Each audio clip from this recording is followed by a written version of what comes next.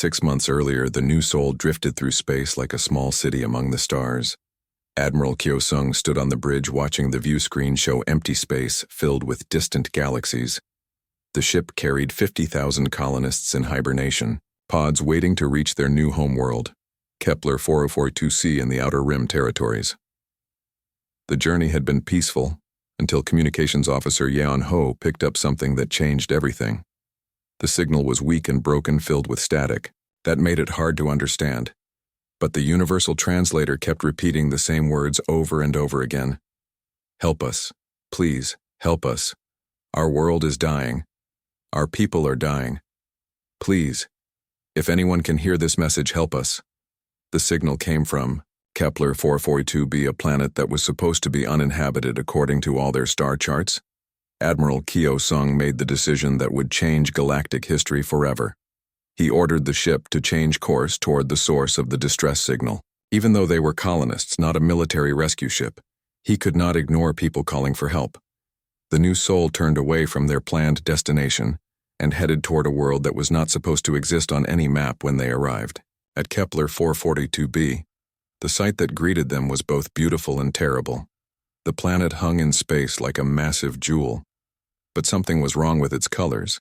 The oceans that should have been deep blue were now a sickly green shade that looked poisonous. The continents were covered in brown and gray patches where green forests should have been. Even from space, they could see that this world was dying, Captain.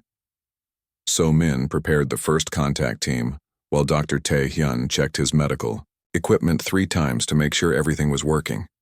The planet had an atmosphere that humans could breathe, but scans showed dangerous biological agents in the air that made protective suits necessary. Engineer Jin-woo volunteered to join the landing party even though his specialty was ship systems, not planetary exploration. The shuttlecraft descended through thick clouds that looked more like fog than normal water vapor. The closer they got to the surface, the worse everything looked. Rivers that should have run clear were dark with contamination. Cities that had once been beautiful were now empty and silent. The few signs of life they detected were getting weaker by the hour. They landed near what appeared to be the largest population center, a city built into the side of a mountain with structures that seemed to grow from the rock itself, rather than being constructed. The buildings curved and flowed like they were alive, pulsing with soft lights that flickered irregularly, as if the power source was failing. The air outside their shuttle smelled of death and decay even through their protective filters. The first Malari they met was High Cultivator Vermis, a being that stood 8 feet tall with skin that looked like tree bark and eyes that glowed with their own inner light. His people had been masters of biotechnology for over 5,000 years, creating living cities and growing their tools rather than building them. Their entire civilization was based on harmony with biological systems. Vermis spoke in a voice that sounded like wind through leaves, explaining through the universal translator that his people were dying from a plague they could not cure. The disease had appeared suddenly 6 months ago, spreading faster than their most advanced medical treatments could stop it. Their bioships were infected, their living cities were failing, and their population was dropping by thousands every day. Dr. Tae-hyun worked alongside Malari scientists in their biolaboratories, studying the plague through microscopes that were grown rather than built. The Malari technology was unlike anything humans had ever seen. Their computers were living organisms, their medical equipment grew from specially designed plants, and their data storage systems were based on genetic coding rather than electronic memory. The plague itself was terrifying to observe under magnification.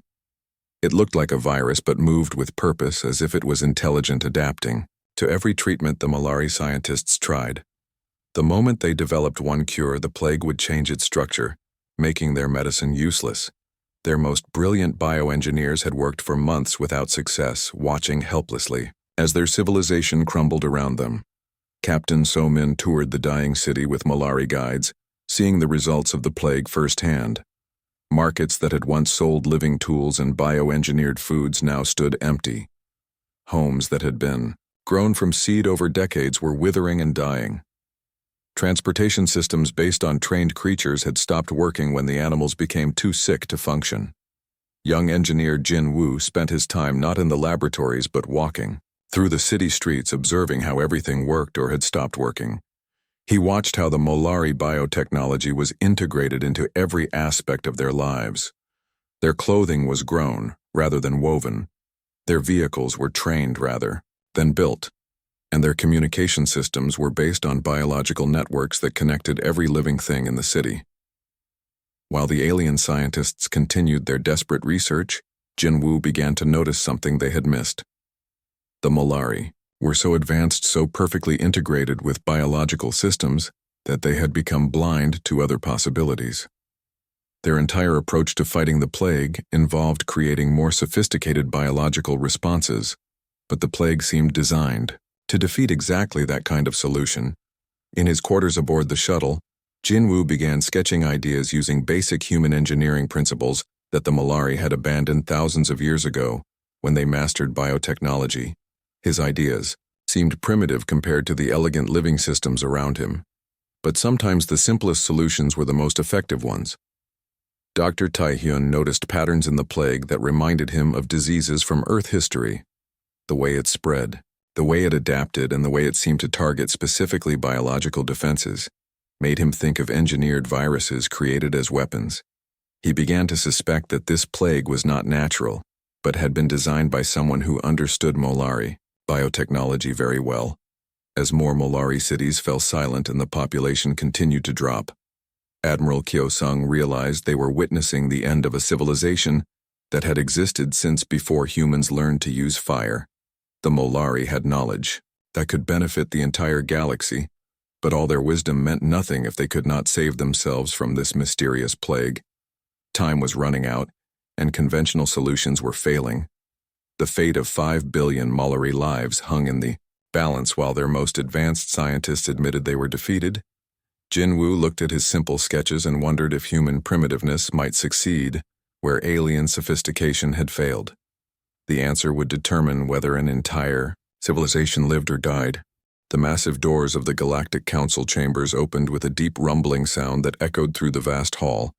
Admiral Kyo-sung walked forward with steady steps, his polished black boots clicking against the crystal floor that seemed to glow from within. The golden service medal on his chest caught the light from 1,000 different stars that shone through the transparent dome above him. Thousands of beings from hundreds of worlds filled the curved seats that rose up like mountains. On all sides, the air buzzed with electronic translators working overtime as creatures with tentacles, claws, wings, and stranger appendages whispered to each other in languages that sounded like music or thunder or the grinding of stones. Some beings were so large they needed special platforms, while others were so small they sat in groups on single chairs. Near the front row, the Vorthak ambassador, Grix Tal, moved his purple tentacles in angry spirals. The tentacles on his head writhed like angry snakes as he stared at the human who dared to wear the most sacred metal in known space. His black eyes glowed with fury and disbelief. How could this primitive creature, from a world that had only learned to travel between stars 200 years ago, be standing here today? The crystalline Nexari delegates made sharp ringing sounds that their translators turned into words of protest. Their bodies looked like living diamonds that caught light and threw it back in rainbow patterns, but today, their usual beauty seemed cold and hostile. They had served the galaxy for 5,000 years and never received this honor. Now a human, a member of a species barely out of their home solar system, was about to be recognized above them all. Ambassador Heijin sat in the human section, feeling her heart beat so fast she thought others might hear it. She wore her best diplomatic uniform, the dark blue fabric decorated with small silver stars that represented Earth and its colonies. Her hands gripped the edge of her seat as she watched her friend and colleague stand before the most powerful beings in the galaxy. The human colony ship New Soul had launched from Earth just 3 years ago, carrying 50,000 brave souls to establish humanity's first permanent settlement in the Outer Rim territories. Nobody had expected them to return as heroes. Nobody had expected Admiral Kyo-sung to be standing here today wearing the Galactic Service Medal around his neck. The medal itself was a work of art created from metals that could only be found in the cores of dying stars. The chain was made from crystallized light itself, and the central medallion bore symbols from every founding race of the Galactic Council. The Galactic President, Zorthek, rose from his throne at the center of the Great Hall. His golden skin gleamed under the starlight, and his 6 powerful arms moved in ceremonial gestures that had been used for thousands of years. The Zinthari were one of the oldest races in the galaxy, their civilization spanning back to times when humans were still living in caves on Earth. His voice when he spoke carried the authority of eons and the wisdom of countless worlds. Silence fell across the chamber like a heavy blanket. Even the constant humming of the translation devices seemed to quiet down, as every being present focused on the ceremony about to take place. Some creatures held their breath while others made the equivalent gestures of respect from their own cultures. The moment felt heavy with history, as if the galaxy itself was holding still to witness what was happening. President Zorthek raised his ceremonial staff high above his head.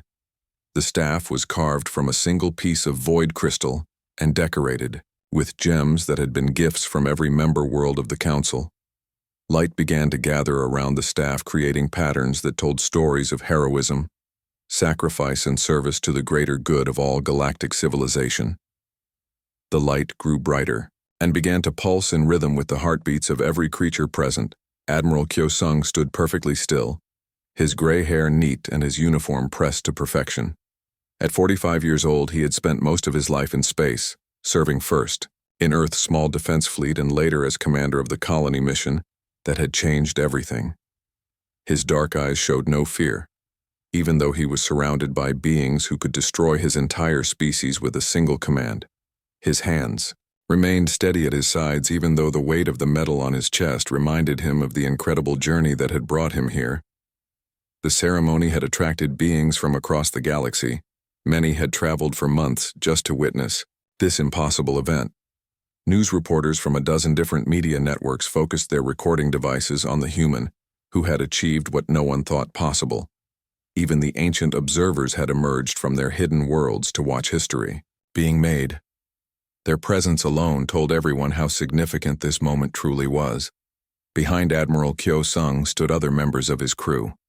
Captain Somin looked proud and nervous at the same time, her hands clasped behind her back in military position. Dr. Tae-hyun adjusted his medical scanner out of nervous habit, while Communications Officer Yeon Ho kept checking his universal translator to make sure it was working properly. They were all heroes in their own right, but today belonged to their admiral. The story of how they had earned this honor was already spreading across the galaxy like wildfire. Colony worlds that had never heard of Earth now knew the name of every human crew member. Children of a dozen different species were playing games where they pretended to be brave human explorers who had saved the galaxy through courage and cleverness. President Zorthek began to speak, his voice carrying to every corner of the vast chamber through both technology and the natural acoustics of the ancient hall. The words he spoke would be recorded and remembered for thousands of years, becoming part of the official history of galactic civilization. Every translator in the hall worked to convert his formal ancient language into hundreds of different tongues so that every being present could understand the importance of what was happening. The golden metal seemed to grow brighter as the ceremony continued, as if it knew it was finally resting on worthy shoulders. After 3,000 years of galactic civilization, this was only the 15th time the service medal had been awarded, and the first time it had ever been given to a human or any member of a species so young in terms of galactic history. As president, Zorthek continued his speech. The story began to unfold of how 50,000 human colonists had left Earth seeking new worlds, and instead found themselves saving civilizations older than human history itself. Jinwoo stood in the main bio-laboratory of the Malari, surrounded by living computers and genetic sequencers that pulsed with their own heartbeats. The Malari scientists looked at his crude drawings with expressions that their translators described as puzzled confusion. High Cultivator Vermis examined the sketches showing basic ultraviolet light arrays and simple chemical dispensers with what humans might call polite skepticism. The young engineer tried to explain his idea using words the universal translator could handle easily. The plague was adapting to biological responses because it was designed to fight biological defenses, but it might not be prepared for simple physical and chemical attacks that had nothing to do with living. Systems UV light could sterilize surfaces and air, while basic chemical compounds could break down viral structures without triggering adaptive responses. Dr. Tae-hyun supported Jinwoo's approach because he recognized patterns from Earth medical History. Before humans developed sophisticated antiviral drugs, they had relied on basic sterilization techniques that were crude but effective. Sunlight soap and simple chemicals had saved millions of lives throughout human history. The Malari had become so advanced they had forgotten these fundamental approaches to disease control. The Malari scientists exchanged glowing glances that indicated private communication through their biological networks. They had spent months developing increasingly complex genetic therapies, while this primitive human suggested using what amounted to bright lights and cleaning chemicals. Their pride in their biotechnology made it difficult to accept that such simple methods might succeed where their mastery had failed. Captain Somin coordinated with Admiral Kyo-sung to authorize the use of New Seoul's manufacturing facilities to create the equipment Jinwoo needed. The ship's workshops were designed to build basic tools and replacement parts for the colony mission, but they could easily produce UV light arrays and chemical synthesis equipment. The contrast between human mechanical engineering and Malari biotechnology was striking. Jinwoo worked with ship's engineer Soo-jin to modify standard human equipment for use in the Malari environment. They built arrays of ultraviolet lights using simple electrical systems that seemed primitive compared to the living light sources the Malari grew. Chemical dispensers were constructed from basic metals and synthetic materials that looked crude next to the elegant organic systems throughout the city.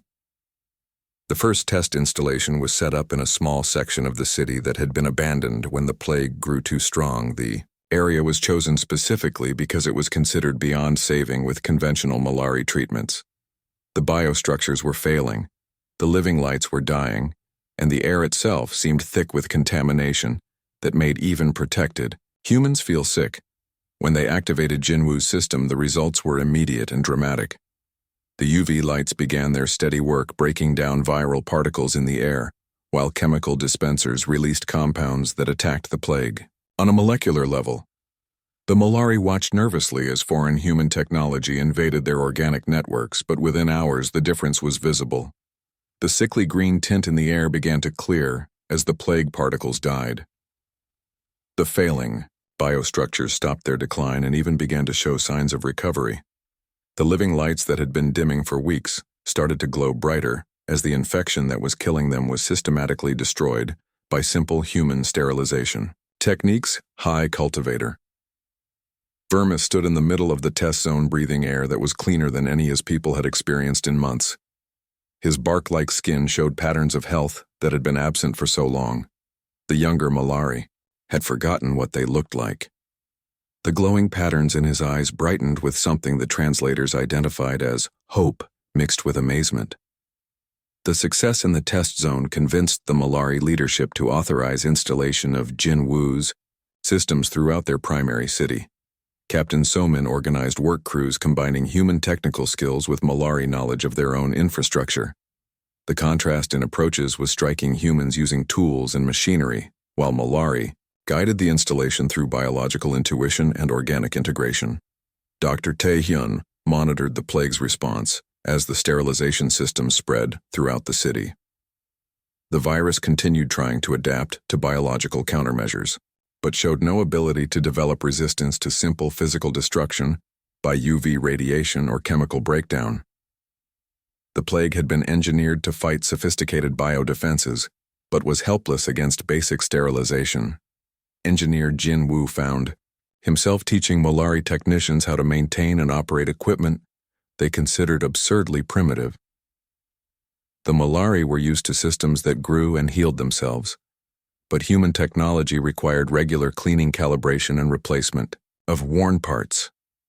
The concept of maintenance rather than biological adaptation was foreign to them.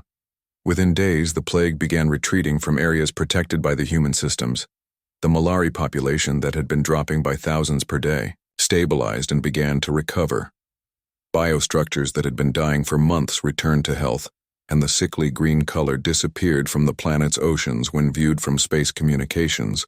Officer Yeon Ho established contact with other Malari settlements across the planet to coordinate installation of sterilization systems. The New Seoul's manufacturing facilities worked around the clock producing equipment, while shuttles carried supplies to cities that had been cut off by the plague. The entire human crew volunteered for the mission, even colonists who had never expected to be involved in a rescue operation. The Malari began calling Jin Wu the Simple Healer, a title that reflected both respect and amazement that such basic methods had succeeded where their advanced science had failed. High Cultivator Vermis requested copies of human engineering textbooks and medical histories, wanting to understand how a species so young in galactic terms had developed such effective approaches to problems his people had never considered. Admiral Kyo Sung received grateful messages from Malari leaders across the planet as city after city was saved by human technology. The scale of the success was unprecedented. An entire civilization of 5 billion beings had been rescued from extinction by what the galaxy considered primitive methods. The story spread through interstellar communication networks as the most unlikely rescue in recorded galactic history. As the last traces of the plague were eliminated from Malari cities, the grateful aliens offered humanity full access to their biotechnology and a permanent alliance between their species. Captain Somin began preparing reports for Earth, describing how their simple colony mission had resulted in first contact with a major galactic civilization and the establishment of humanity's first interstellar alliance. But their celebration was interrupted when Malari deep space monitors detected something that turned their victory into the beginning of an even greater challenge. The plague had not been natural or accidental, but a weapon deployed by an empire that was preparing to test it on a much larger scale. The real battle for galactic survival was just beginning. The New Sol became the center of the most unusual military operation in galactic history. Admiral Kyo Sung coordinated with 12 different star systems, while his crew worked around the clock to share human knowledge with alien civilizations that had never considered primitive technology as anything more than historical curiosity. The response from across the galaxy was mixed, but desperate times called for desperate measures. Engineer Sujin found herself teaching Zenthari crystal singers how to create ultraviolet light formations using their mineral bodies. The Zenthari were living rock creatures who could shape their crystalline forms at will, but they had never thought to use their abilities for sterilization purposes. She showed them how to arrange their crystal lattices to generate specific wavelengths of light that could destroy viral particles without harming other biological systems. The gas-based ethereals presented a different challenge since they existed as clouds of intelligent atmosphere floating through space. Dr. Tae-hyun worked with their representatives to develop methods for synthesizing simple chemical compounds within their gaseous bodies. The ethereals could become living chemical weapons against the Keth bioweapon. If they could learn to produce the right molecules in the right concentrations, Communications Officer Yan Ho established contact with the proud Vorthak, who initially refused to believe that primitive human methods could succeed, where their advanced psychic abilities had failed. The Vorthak could manipulate matter with their minds and had developed sophisticated psionic defenses, but their technology was still fundamentally biological, and therefore vulnerable to Keth bioweapons. The breakthrough with the Vorthak came when Yan Ho demonstrated how basic radio waves could disrupt the bioelectrical signals that Keth viruses use to communicate with each other. The Vorthak realized they could use their psychic abilities to generate electromagnetic interference that would confuse and disable bioweapons. Their mental powers, combined with human technical knowledge, created a defense system the Keth had never encountered. Captain Somin led training sessions for alien defense forces, teaching them tactical approaches that prioritized simplicity over sophistication. The concept was difficult for advanced civilizations to accept because it required them to abandon technologies they had spent millennia perfecting. Instead of elegant bioships, they would use crude mechanical vessels instead of living computers. They would rely on basic electronic systems. The Malari became enthusiastic supporters of the human approach, since they had already seen it work. High Cultivator Vermis traveled to other worlds in the target system, sharing his experience and encouraging other species to trust human methods. His testimony carried weight, because the Malari were respected throughout the galaxy for their biological expertise. Intelligence. Officer Yu Jin worked with alien intelligence services to coordinate the timing of defensive preparations. The Keth were expected to launch their attack within days, and every system needed to be ready simultaneously, if even one world remained vulnerable. The bioweapon could use it as a base to spread to neighboring systems, engineer Jin Woo. designed modular sterilization systems that could be quickly manufactured using materials available on different worlds. Each alien civilization had access to different resources, but the basic principles remained the same. UV light sources, chemical dispensers, and simple filtration systems could be built using almost any technology base. The aquatic depths dwellers who lived in the oceans of water worlds presented unique challenges for defense planning. Their entire civilization existed underwater, where traditional sterilization methods would not work effectively. Dr. Tae-hyun developed specialized techniques using sound waves and chemical treatments that would work in liquid environments. Admiral Kyo-sung received regular reports from across the galaxy as preparations continued. Some worlds embraced human methods immediately, while others required more convincing. The time pressure meant that diplomatic niceties had to be abandoned in favor of direct demonstration of results. The fate of civilizations depended on their willingness to learn from humans. The Crystalline Confederation initially rejected human advice because their silicon-based biology was completely different from carbon-based life forms. But engineer Sujin showed them how electromagnetic pulse weapons could disrupt Keth bioweapons at the molecular level. Their crystal cities could be turned into massive EMP generators that would sterilize entire continents. As the Keth fleet moved closer to their target systems, final preparations reached fever pitch. The new Sol coordinated with manufacturing centers across 12 star systems to ensure adequate supplies of sterilization equipment. Human colonists who had expected to spend their lives farming alien soil instead found themselves teaching galactic civilizations how to build primitive but effective defensive systems. Dr. Tae-hyun established medical protocols for treating bioweapon exposure, using simple human techniques that advanced alien medicine had abandoned centuries ago. Basic quarantine procedures, isolation protocols, and supportive care could save lives, even when sophisticated treatments failed. The key was accepting that simple solutions were often the most reliable ones. The most difficult species to convince were the transcended ones who had evolved beyond physical form and existed as pure energy beings. They initially believed they were immune to biological weapons, but Yujin discovered that Keth bioweapons could attack energy patterns just as effectively as physical matter. The transcended had to learn to use electromagnetic shields and frequency modulation techniques. Communications Officer Yan Ho monitored Keth fleet movements as the enemy approached their target systems. The invaders were confident in their bioweapons and expected easy victory against civilizations they considered soft and unprepared for biological warfare. They had no idea that their intended victims were preparing defenses based on the simplest and most effective principles in the galaxy. Captain Somin coordinated the final phase of preparations as alien civilizations prepared to implement human defensive strategies simultaneously across 12 star systems. The scale of cooperation was unprecedented in galactic history, as species that had never worked together before united under human leadership to face a common threat. The Keth Empire arrived expecting to face sophisticated biological defenses and complex technological responses. Instead, they would encounter something they had never prepared for: the combined might of galactic civilization, armed with human simplicity, and the determination to prove that sometimes the most primitive solutions were also the most powerful ones. Admiral Kyo-sung stood on the bridge of the New Sol watching as alien fleets took position around their worlds, carrying weapons and defenses. Based on human engineering principles, the galaxy was about to learn whether primitive technology guided by human wisdom could defeat an empire that had conquered worlds for centuries.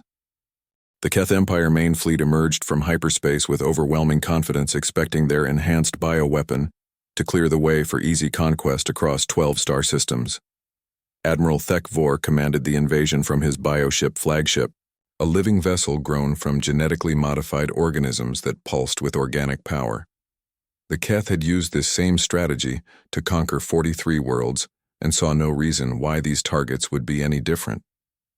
The bioweapon deployment began, exactly as planned, with Keth ships releasing clouds of enhanced viral particles at strategic points throughout each target system. The virus was designed to spread rapidly through space itself, using stellar winds and cosmic radiation to carry death to every inhabited world. The Keith expected planetary defenses to collapse within hours as the plague overwhelmed sophisticated biological systems. Instead, something impossible happened. The enhanced bioweapon died on contact with the defenses, waiting for it.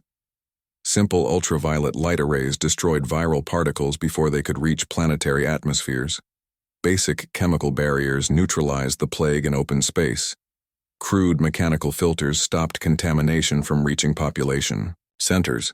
The galaxy had learned to fight like humans, and the Keth were not prepared for such primitive effectiveness. On the crystal worlds of the Zenthari Confederation, living rock formations generated precise frequencies of sterilizing light that turned the deadly plague into harmless dust. The Zenthari had learned to think like human engineers, using their natural abilities to create simple but devastatingly effective defense systems. The bioweapon that should have corrupted their crystal cities simply evaporated under focused electromagnetic radiation. The ethereal gas clouds became roving chemical weapons that sought out and destroyed Keth viral particles using basic compounds synthesized within their atmospheric bodies. Dr. Tae-hyun's simple formulas proved more effective than centuries of advanced ethereal biochemistry. The living clouds that the Keith expected to infect easily became immune defenders of their star system. Admiral Thekvor watched his displays in growing confusion as system after system reported complete failure of bioweapon deployment.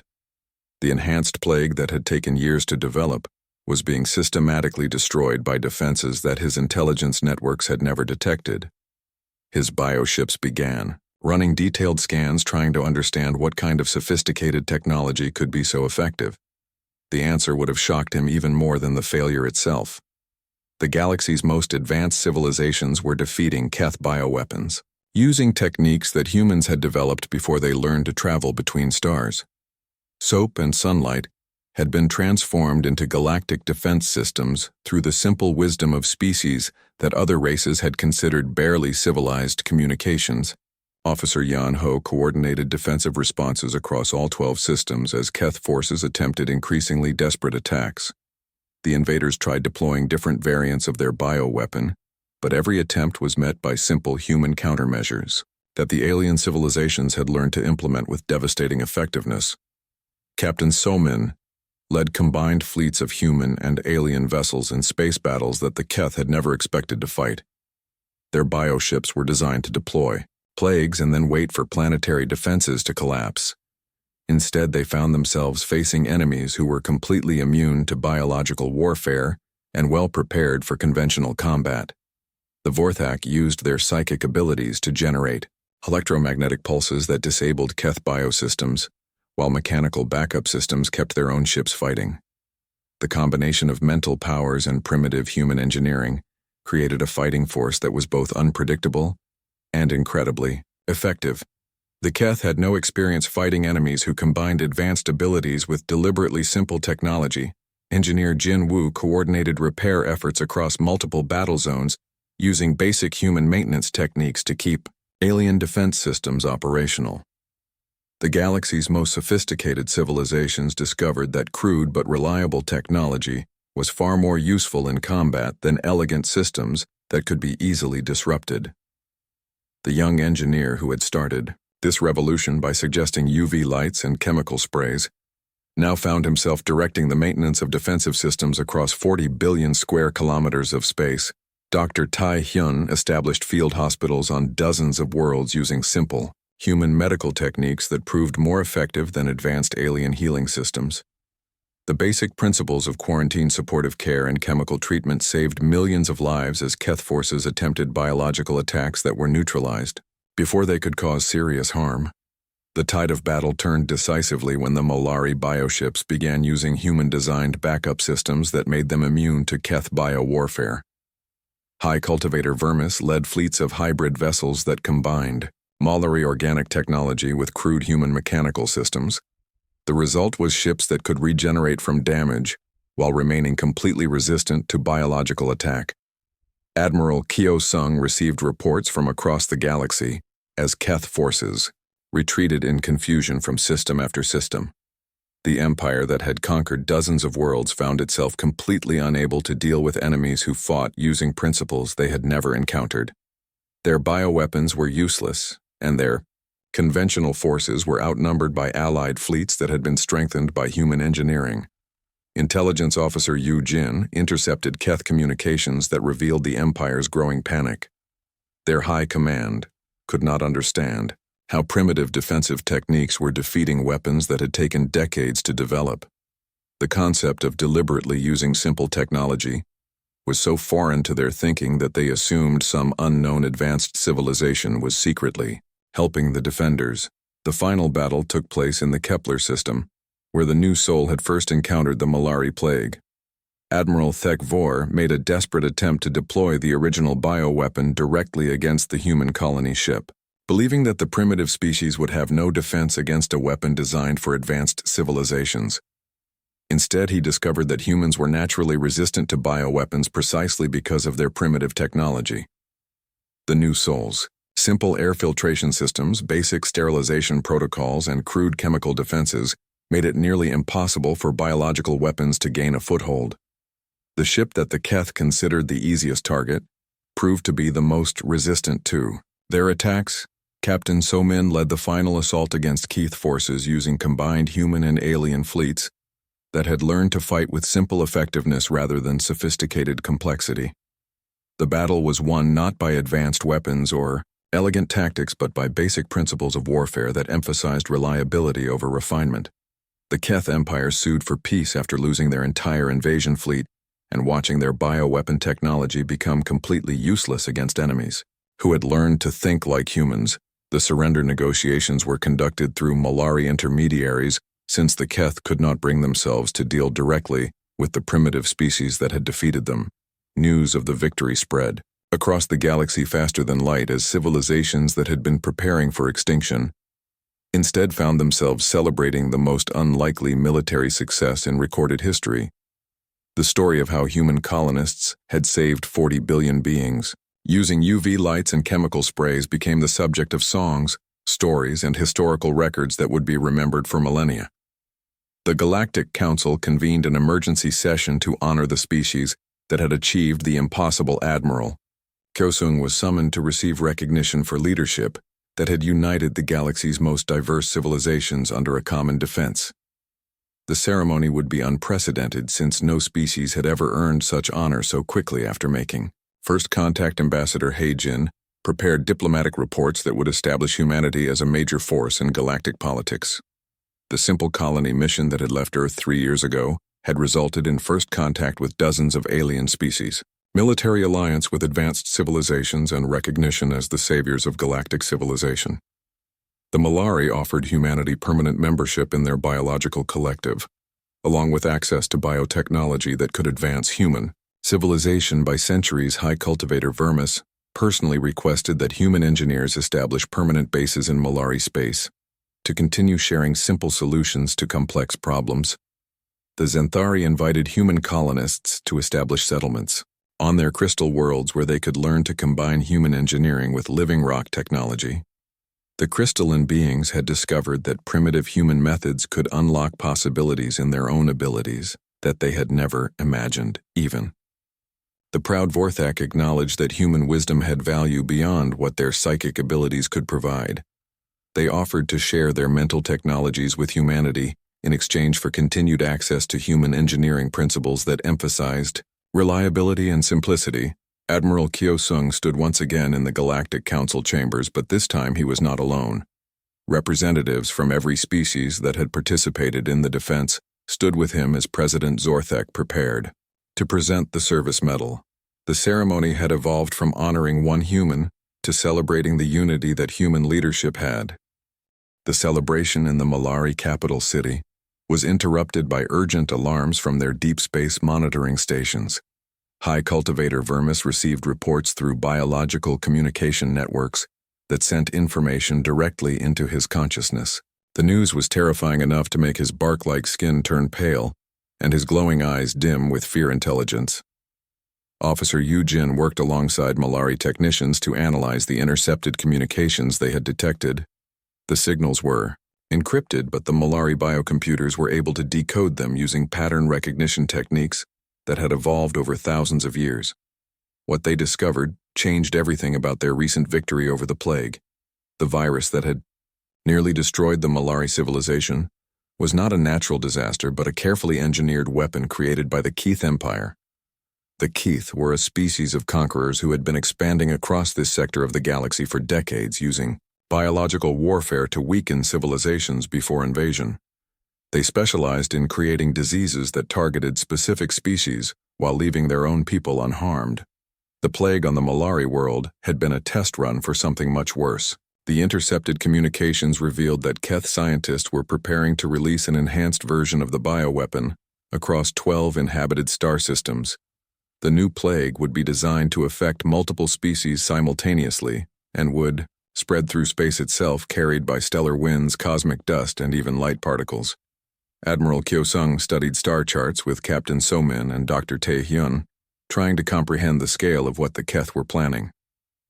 The 12 target systems contained over 40 billion sentient beings from dozens of different species including humans, Malari, and some of the oldest civilizations in the galaxy.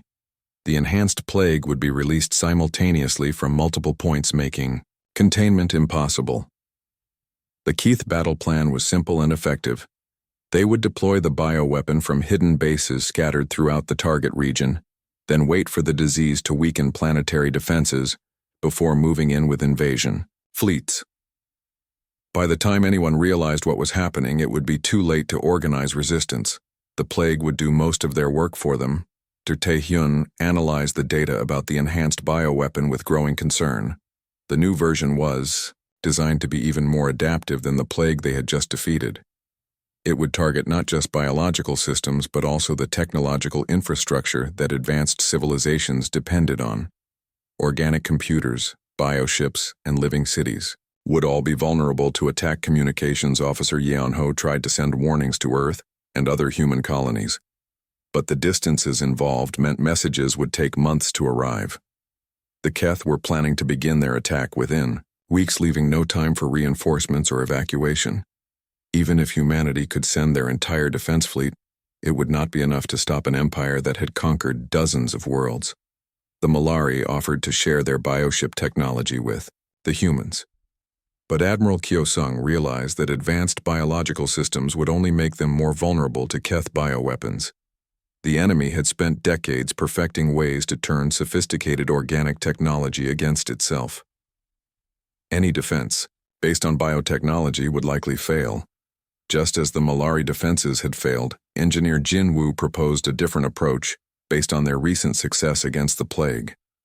Instead of trying to fight the Keth with advanced technology, they could teach other civilizations how to defend themselves using simple human methods. The same sterilization techniques that had saved the Malari could potentially work against the enhanced bioweapon captain.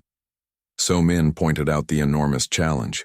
They faced the New Sol was just one ship carrying civilian colonists, not a military vessel. They had no weapons that could challenge Keth warships and no authority to coordinate galactic defense efforts. Most alien civilizations had never heard of humans and would be unlikely to trust advice from such a primitive species. High cultivator Vermes offered the full support of the Malari civilization, including their bioships and organic technology. But as Dr. Tae-hyun explained, this would only give the Keth more biological systems to attack. The enemy had designed their weapons specifically to target the kind of advanced organic technology that the Malari had mastered over millennia. Intelligence Officer Yu Jin discovered more details about Keth strategy from intercepted communications. The Empire deliberately chose targets based on their level of biological integration. Advanced civilizations that relied heavily on organic technology were considered easy prey, while primitive worlds that used mostly mechanical systems were typically ignored as not worth conquering. This revelation gave Admiral Kyo-sung an idea that was so simple, it seemed almost impossible. The galaxy's most advanced civilizations were vulnerable because of their sophistication, but humanity's primitive technology made them naturally resistant to bioweapons. The same simplicity that other species mocked could become the key to galactic survival. Engineer Su-jin began calculating what would be needed to equip 12 star systems with human-style sterilization technology. The manufacturing requirements were enormous, but not impossible if they could coordinate with other human colonies and convince alien civilizations to help build the equipment.